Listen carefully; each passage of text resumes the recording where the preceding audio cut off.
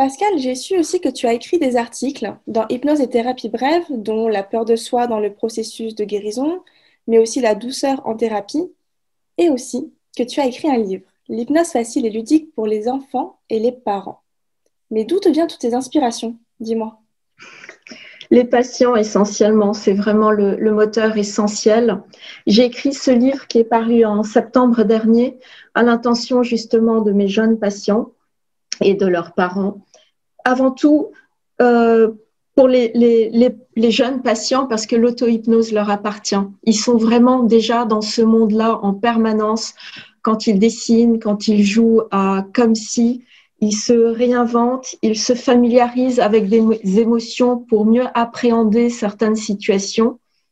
Et c'est comme si c'est ce qui va les aider à grandir, à se construire. Donc c'est vraiment un outil tout à fait abordable avec des propositions d'auto-hypnose et qui sont également pour les parents. L'autre jour, j'ai eu un papa à qui j'avais proposé ce livre pour son jeune garçon et qui était revenu en me disant qu'il avait tout fait des exercices parce qu'en fin de compte, les exercices ne sont que des prétextes en quelque sorte pour aller se familiariser dans l'auto-hypnose et je pense que petits et grands s'y retrouvent très bien.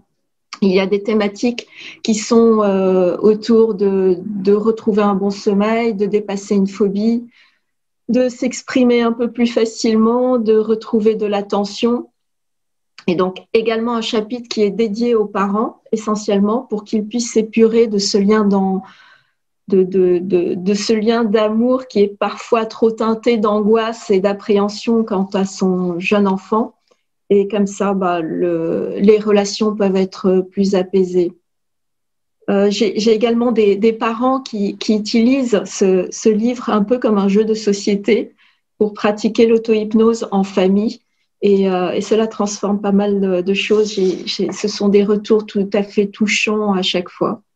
Les thérapeutes également s'y retrouvent très bien parce qu'il y a des outils, parfois dans des situations qui peuvent être un peu compliquées. L'autre jour, j'ai eu un collègue qui me disait avoir lu parce qu'il y a des contes, donc il lisait un des contes à son jeune patient pour se décoincer d'une situation qui était un peu problématique.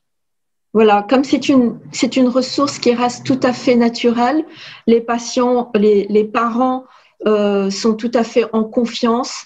Parfois, tu sais, lorsqu'il y a des prescriptions de médicaments ou de psychothérapie, on ne sait pas très bien sur combien de temps on va s'engager, etc. Là, on est dans un outil qui est tout à fait naturel et pratique. D'accord. Et au niveau de l'âge de tes patients, vers quel âge peuvent-ils commencer? Jusqu'à quel âge parfois on peut l'utiliser?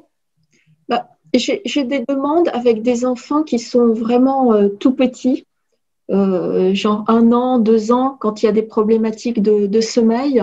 Et là, bien sûr, la thérapie se fait dans la dyade mère-enfant. Ils ne sont pas séparables.